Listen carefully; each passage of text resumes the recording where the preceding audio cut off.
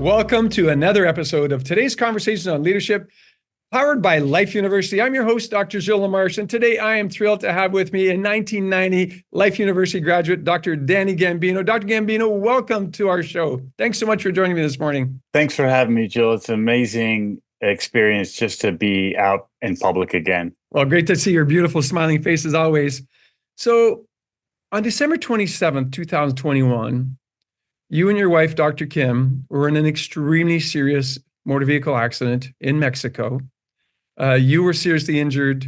Your wife was extremely injured and suffered a traumatic brain injury.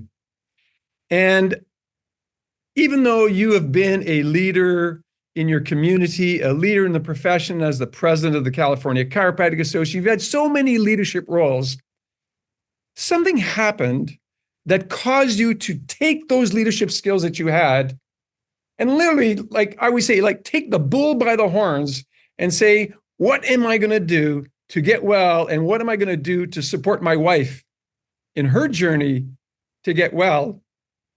And thank you, God, she is well and so are you. So tell us about that.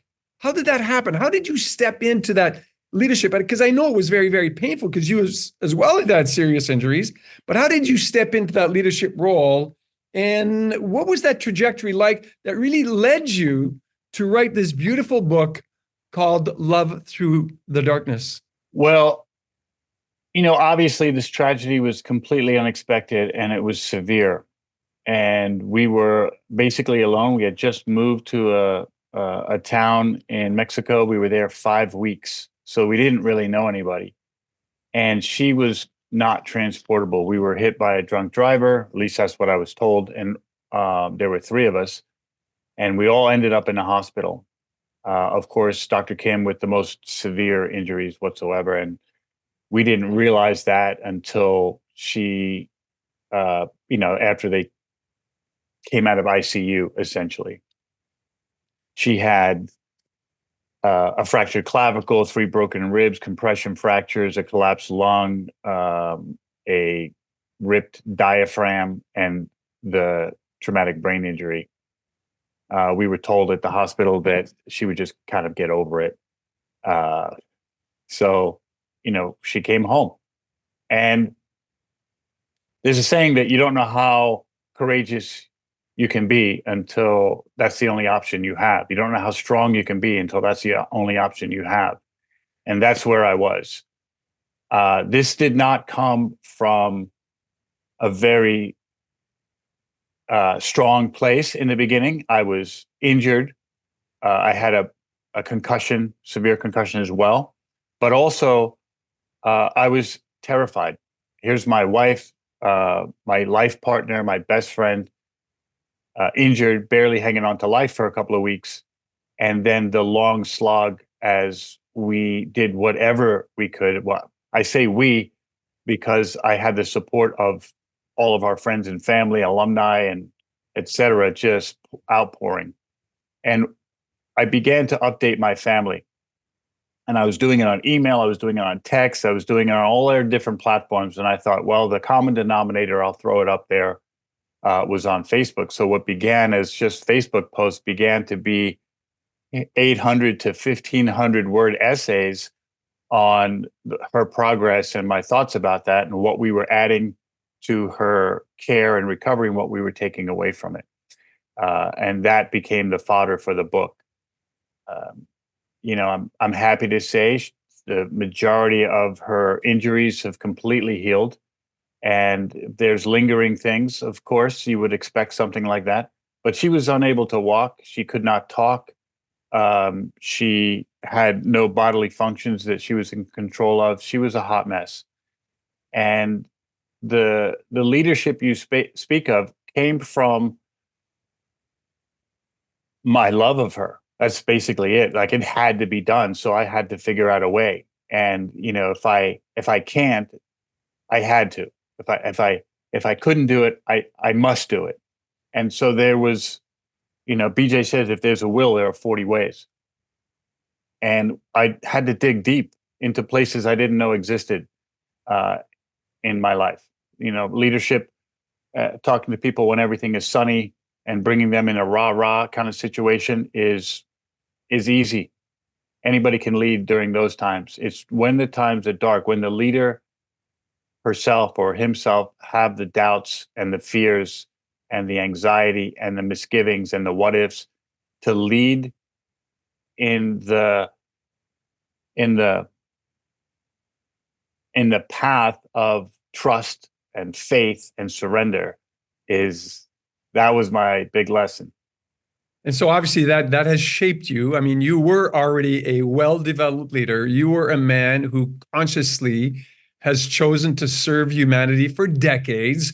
All of that was already inside of you. So how has this shaped you a little bit differently? Well, I'm definitely more compassionate. I'm more in control of my personal emotions, my state. I'm more trusting, you know. And when I say more in control, I don't mean like ego control freak. I mean, I manage my state. I had to manage my state, my physical state, my mental state, my emotional state, um, every 5 minutes, because it would slip with this pressure and stress. So I have more faith in the body's innate ability to heal. And it was pretty strong to begin with. But when someone comes through any type of tragedy, whether it's physical, emotional, mental, and they get out the other side, it's never alone. So I have learned to trust other people instead of just trying to have claw marks in every aspect of my life. And I feel that I've become a more powerful person. I can give and express more of my personal life force and share that with the world as well. And so you become a more powerful leader. And when other leadership opportunities show up, you're going to be ready, beyond ready. So tell us a little bit about the book. Maybe like, why did you actually choose to write the book? How is this book going to affect the people who read it? And maybe a third part of that question, sort of all in one synopsis question, was, is this a good read for anyone or just for people with traumatic brain injuries? That's a great question. I originally wasn't going to write the book. It was a form of therapy for me. I just had to get some of this kind of outside my mind. So it wasn't just rattling around in there. And as my thoughts flowed onto paper, the feedback I got and the encouragement I got from friends and colleagues and families and old mentors and people that came out of the woodwork to support the expression of this, I decided that I had to write a book. And I didn't even care about the sales or anything. I just had to get this out of my DNA, if you will. So the book is a journey. It is infused, of course, with chiropractic care, chiropractic philosophy, chiropractic principles. But it's a journey not only of the storyline, which is compelling enough, but also my personal inward journey as a leader, as a husband, as a caretaker, as a doctor of chiropractic through this and the ups and downs and ups again of what we've gone through. Would it be good for anybody outside having a TBI? 100%, I think so, because the backdrop is a traumatic brain injury. And people suffer tremendously. They'll have a loss of a child or the death of a spouse or, a permanent debilitating injury, and it just alters your life trajectory. And these are similarities that many of us go through.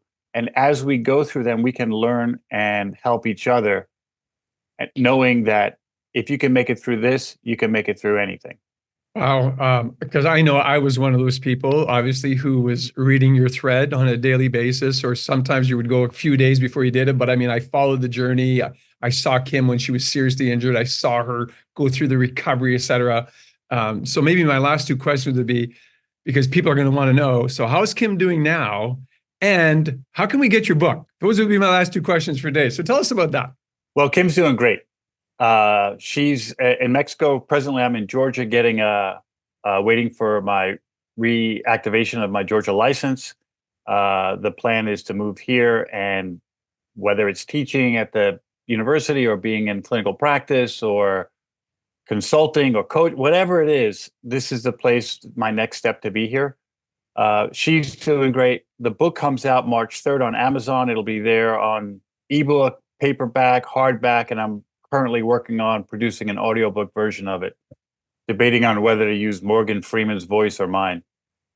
I would suggest that your voice might be just perfect because you've got a deep voice, I think, and the emotion of the story that you're going to tell and the journey that you and Dr. Kim have been on for these 2.5, 3 years. I mean, yeah, 2.5 There's years. one thing that I want to mention about that. I was thinking about earlier before our conversation offline, and this is an ongoing process, right? Healing is an ongoing process. So there'll be times, especially during our little pre-interview talk, I started to feel these emotions being choked up, being in the moment 2 years ago.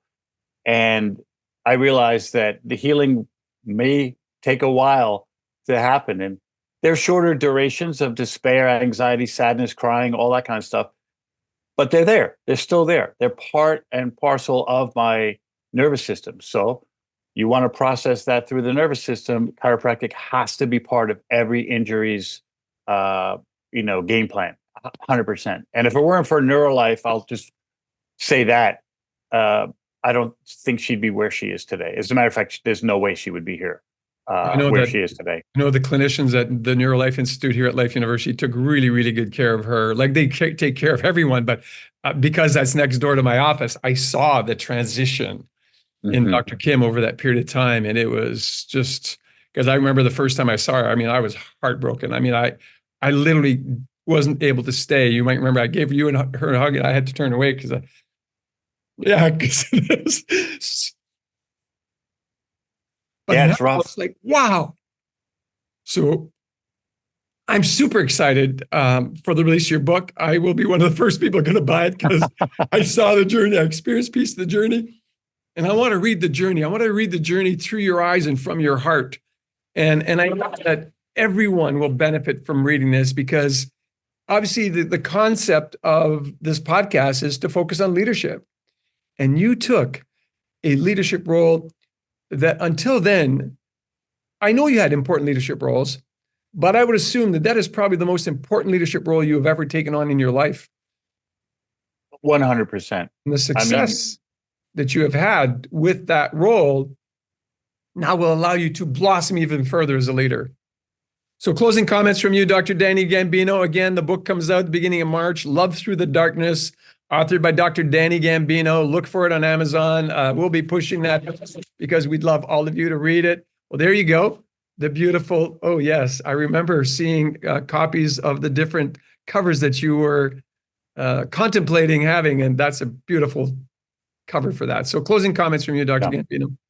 The biggest takeaway is that you have it. I want people to understand that whether it's small leadership or in charge of thousands, you have the ability under any circumstances to lead. First, lead yourself, and then you can lead others. Thank you. Thank you so much for joining me today. It was a pleasure to have you on, and I look forward to thousands of people watching or listening to this podcast and become a better version of themselves because you chose to actually help people that way as you went through the journey of helping yourself and helping your beautiful wife, Dr. Kim. So thanks again for joining me, Dr. Danny. Thanks so much, Dr. LaMarche, and it's a pleasure being here as always.